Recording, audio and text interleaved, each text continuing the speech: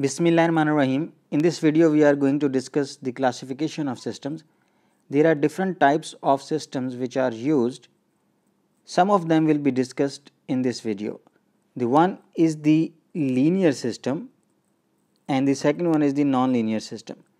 So, what is a linear system? A system in which the output varies linearly with the input is called the linear system. The linear system satisfies the principle of superposition and homogeneity. The other type of system is the nonlinear system, in which the output of the system does not vary linearly with the input, and nonlinear system do not satisfy the principle of superposition and homogeneity. The example of the linear system is the resistor. So, now we see what is the meaning of superposition and homogeneity. Suppose we have a function f of x.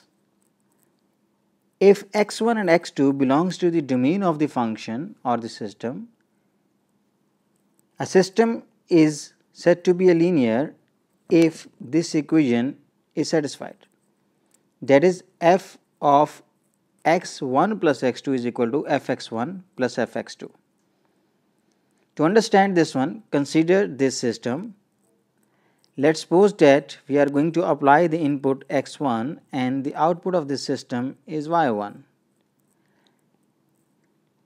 So, now if we apply the input x2 to the same system and we get output y2, so we say y1 is the response of the system when input is x1, y2 is the response of the system when the input is x2.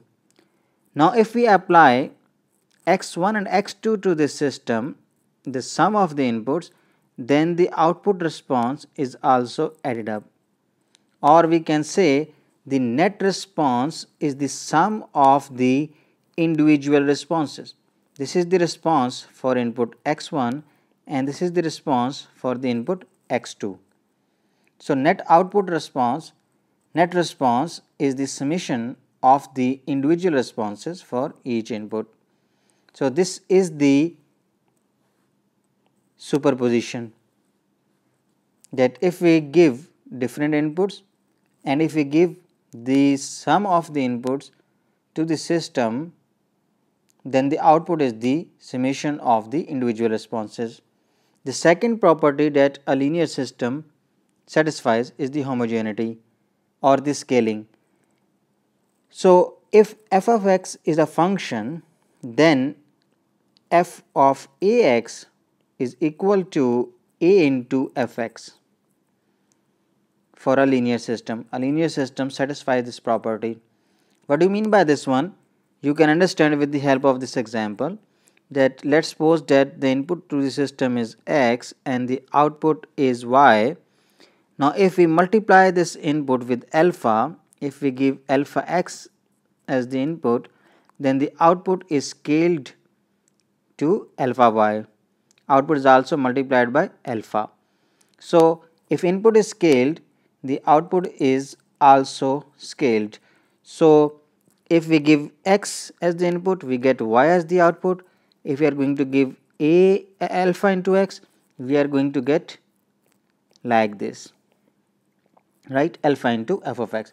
So, homogeneity or scaling is followed by the linear system. It is the property of the linear system. So, now in this you can see, if we scale all the inputs and we add them together, the output is also scaled and summed up, right. So, any linear system satisfy these two properties, these two principles, principle of superposition and the homogeneity is satisfied by the linear system. Okay. So, if we talk about the nonlinear system, as we discussed earlier, output of the system does not vary linearly with the input in the nonlinear system, and they do not satisfy the homogeneity and the superposition. The example of the nonlinear system is the diode. Okay, now let's look at the example in detail. First of all, we take the example of the linear system. Consider a simple circuit which has the voltage source V1 and the resistance R. The current in this circuit is V1 by R when we apply the voltage V1. In the same circuit, if the voltage is changed to V2, so what will be the current? I2 will be equal to V2 by R. Now, if two inputs are added together, as you can see over here, V1 and V2, they are applied over here. So, both of the inputs are there. Now, what will be the current? I will be equal to V1 plus V2 by R, and we can write it like that, V1 by R plus V2 by R. So, what is this? This is the response because of this input. And what is this? This is the response because of this input.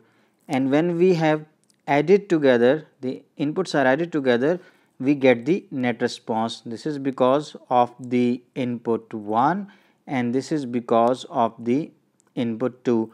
So, I is equal to the net sum, the net response is the summation of the two individual responses. So, here we can say the superposition holds. Okay. Now, let's look at the scaling. So, if we scale our input V1 by A, as you can see over here with respect to that one, so the current will also be scaled.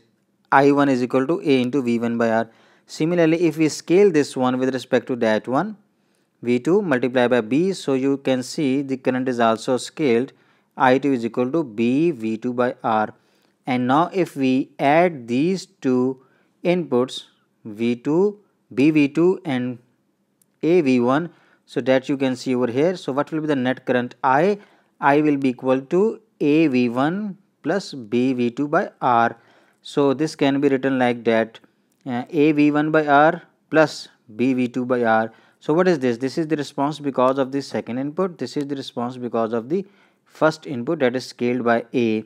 Okay. So, what we get over here? The net output is the sum of the individual responses when the inputs are scaled by A and B over here.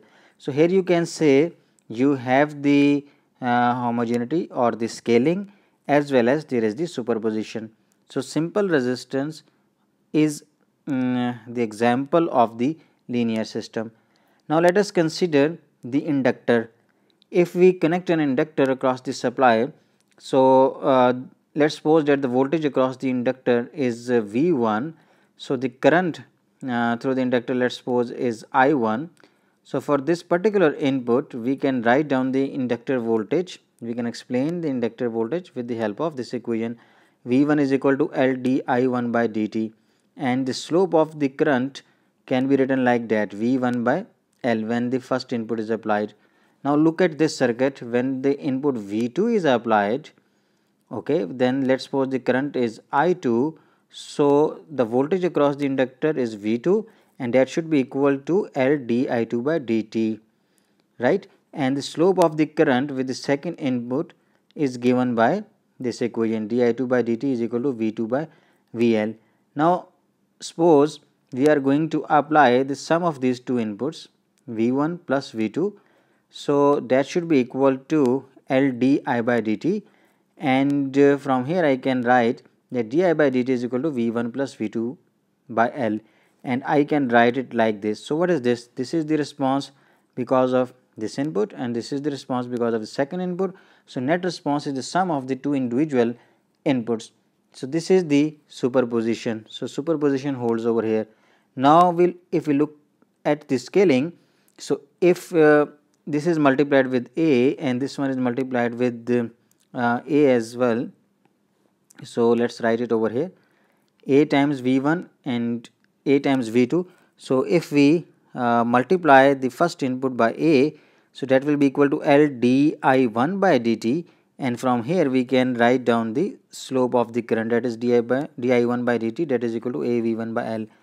And if we scale the second input by A, so the slope of the current is this one. So if we apply both of the inputs together, so you can write this equation, and from here you can see the superposition holds and the scaling or homogeneity also holds.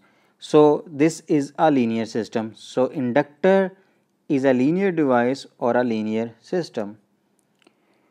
Okay, now let's look at the example of the nonlinear system. The equation of the diode current is written over here. I is equal to I naught into e raised power v by tau minus 1.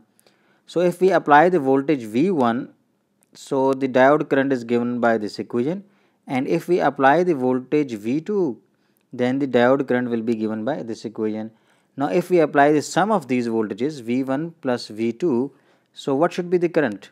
The current should be equal to e raised power V1 plus V2 by tau minus 1. So this is the equation, and this is not equal to I naught into e raised power V1 by tau minus 1 plus I naught e raised power V2 by tau minus 1. Means this is the individual response because of the voltage V1, this is the response because of the voltage V2, but if we add them together, we are not going to get this one, the net response. So this is a nonlinear system, and similarly you can look for the scaling.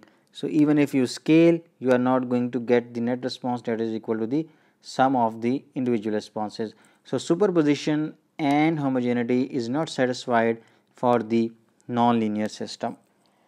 Okay, so now let's move toward the second classification of the system, the static system and the dynamic systems. So first of all, we define what is a static system. At any instant of time, the output of the system depends only on the present input or the present state of the system. So such systems are also called memoryless system because they only depend upon the present input, they does not depend upon the past. Okay, again let's consider the example of a simple resistor that is connected across the voltage source V. So when we apply the voltage, the current I is established whenever you are going to apply the voltage, and if you immediately make the voltage 0, what will happen? The current will become 0. Now if you change the voltage to, let's suppose, 10 volt, what will be the current? I will be equal to 10 volt by R. So current will immediately change, right? So your output is the function of your current input. Whatever you are going to apply, that will define what is the output voltage. So I of t is equal to V of t by R. Whenever the voltage is changed, the current changes accordingly in the resistor. Okay, now let's look at the dynamic system. The output of the dynamic system depends upon the present as well as the past inputs. In the case of static system, the output does not depend upon the past inputs, it depends upon the present input only. It should be the input one.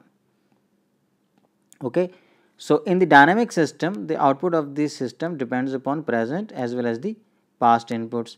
So we say that there is the memory of this system. So presence of memory will be observed. Let's take the example of the simple RL circuit.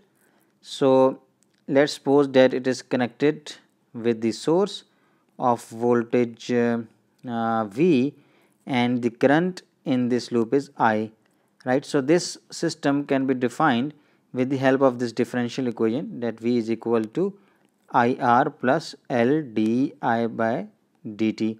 Now in this circuit, if we immediately somehow make the voltage 0, as you can see over here, so what about the current? Should the current change immediately? No, right? So if the input is made 0, so the response of the system depends upon what is the current at that instant of time.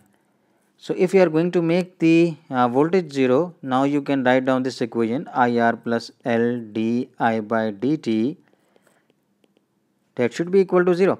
And if you simplify this one, this is the Laplace transformation, and solving this you are going to get the current equation like that I of t, that is equal to e raised power minus r by L into t into I of 0. So what is this I of 0? The initial current.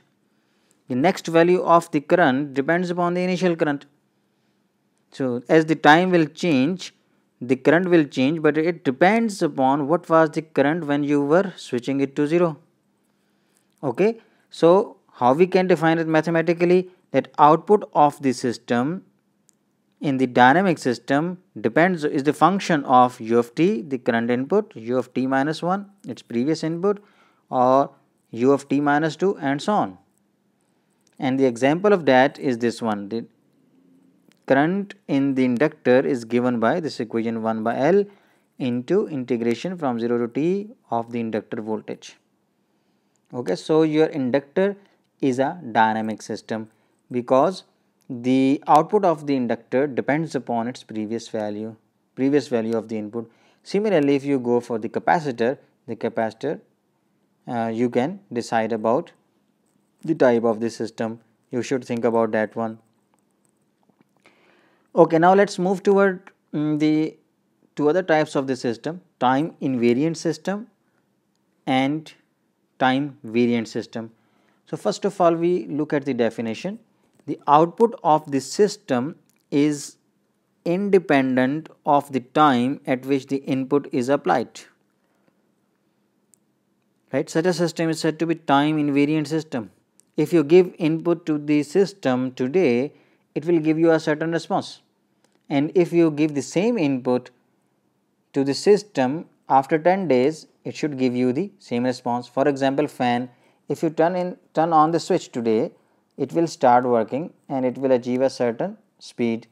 Now if you turn the fan tomorrow by applying the same voltage, it will give you nearly the same speed. So over a short span, I can say it is a time invariant system. Okay. So how we mathematically define the time invariant system? The output voltage is the function of the input. Now if the input is delayed, right, so your output will be delayed accordingly. So if you give the input to the system u of t, it is going to give you the output y of t. If you delay the input, if you give the input u t plus del, where this one is the delay, okay, so you will get the same delay in the output. Similarly over here, u t minus del, if you give this input, you will get y t minus del. Okay. So if you give 1 volt to the resistance of 1 ohm, the current will be 1 ampere today, and if you apply the same voltage to the resistance of 1 ohm tomorrow, you will get the same current. So it's a time invariant system. Okay. Now let's move towards the time variant system. What is a time variant system? The output of the system varies and is dependent on the time at which the input is applied. So if you are going to apply certain input, it is going to give you output, but if the input is delayed, you are not going to get the same output, right? This is not equal to that one. So it's a time variant system. The example is the aircraft, right? The mass of the aircraft changes as the fuel is consumed, right? Because we know that the acceleration is given as f divided by m. So if the fuel is being consumed, the system parameter is going to change, right? So when we talk about time variant system, basically we talk about the variation in the system parameters. So parameter of the system is time dependent in the case of time variant system. Do not confuse it with the dynamics, right? Dynamic system is the one which has the memory. The input depends upon the past, so the output depends upon the past input. If you take an RL circuit, you energize it today and you make this 0, okay, its output will depend upon the past value, and if you repeat the same experiment tomorrow, you will get the same result, right? So it is time invariant but dynamic. Okay. So, time invariant system, when we talk about that one, we particularly talk about the parameters of the system. The parameter of the system gets changed in the case of time variant system. So, if a system is linear as well as time invariant, that is said to be an LTI system, linear time invariant system. Okay. Now, let us move toward the next classification of the system, the causal system and non-causal system. So, first of all, what is a causal system? The output is only dependent on the inputs already received, present or the past. So, in causal system, the output depends upon the present and the past values, right. So, the other system is the output depends upon the future inputs.